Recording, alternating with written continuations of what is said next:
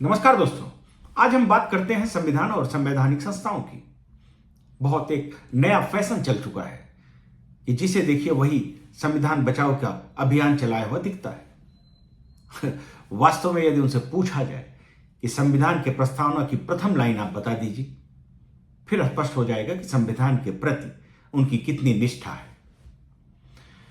जहां तक संविधान संशोधन की बात है, स्वयं संविधान में ही यह व्यवस्था दी गई है। 2/3 बहुमत से संविधान में संशोधन किए जा सकते हैं।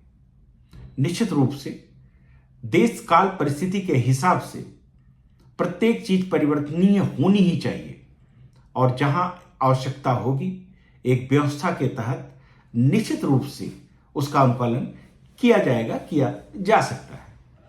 दूसरी चीज कि संवैधानिक संस्थाओं की जहां तक बात है, तो आप यह बताइए कि लोकतंत्र का मतलब क्या है। लोकतंत्र का मतलब यही है ना कि जनता द्वारा जनता के लिए चुनी गई सरकार। कौन चुन रहा है? जनता। कौन चुनकर जा रहा है? जनता के प्रतिनिधि। कौन बैठता है लोकसभा और विधानसभा में? जनता के प्रतिनिधि। कौन बनाता है कानून? जनता के प्रतिनिधि। तो संचालन कौन करेगा? यह सोचने की बात है। जितनी भी संवैधानिक संस्थाएं हैं, जब लोग विपक्ष में होते हैं तब उसकी आलोचना करते हैं, तब इस बात का जरूर बात करते हैं कि इन्हें तो स्वतंत्र अधिकार दिया गया है, इनको तो स्वतंत्र कर दिया जाए। चाहे वो सीबीआई है, जिसे तमाम दिनों तक तमाम जनप्रतिनिधियों ने तोता कहा कि सरकारी तोता है, और जैसे ही कहीं कोई कांड होता है तो निश्चित रूप से सबका विश्वास भी सीबीआई पर ही आता है। सबसे पहली मांग यही होती है कि साहब सीबीआई को इसको दे दिया जाए।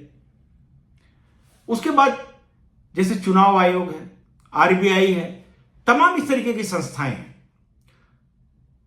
सवाल यहां पर है कि क्या इन संस्थाओं को अपने से ऊपर कर दे सरकार? क्या आपको नहीं लगता है कि एक व्यक्ति उस चुनी गई सरकार से अलग जाकर ऊपर होकर अपनी बात कहे तो क्या यह व्यवस्था चल पाएगी? इसलिए कहीं ना कहीं किसी न किसी प्रकार का एक नियंत्रण हमारी व्यवस्था में आवश्यक है। यह नियंत्रण हमने संसद में भी बना रखा है और यही नियंत्रण हमने संवैधानिक संस्थाओं पर भी बना रखा है। इसलिए हमारी जो व्यवस्था है उसमें कहीं कोई कमी नहीं है। अनावश्यक चिल्लाना एक अलग बात हो सकती है। आपका क्या मत है? बताइएगा जरूर। धन्यवाद दोस्तों।